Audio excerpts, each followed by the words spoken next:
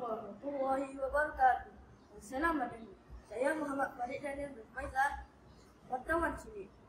Pada hari ini, kita bersama yang diketuai PIBG, Sekolah Kebangsaan Padang Rumah, Cik Khairul Nizam bin Muhammad Uzi.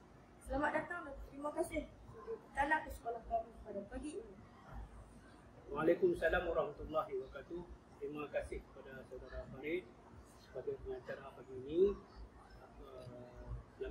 Saya mengucapkan terima kasih juga kepada pihak sekolah, kepada wartawan Cilik kerana menjemput saya di pagi ini. Apakah pandangan Tuan? Sejauh manakah Tuan melihat pentingnya tugas pemimpin Cilik untuk mewujudkan suasana yang positif di sekolah?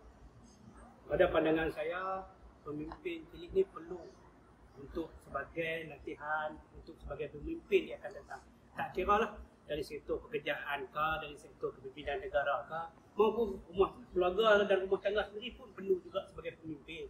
Jadi untuk sebagai latihan kita daripada awal, di peringkat awal untuk kita melaksanakan tanggungjawab kita untuk ke depan di kemudian hari nanti, senanglah.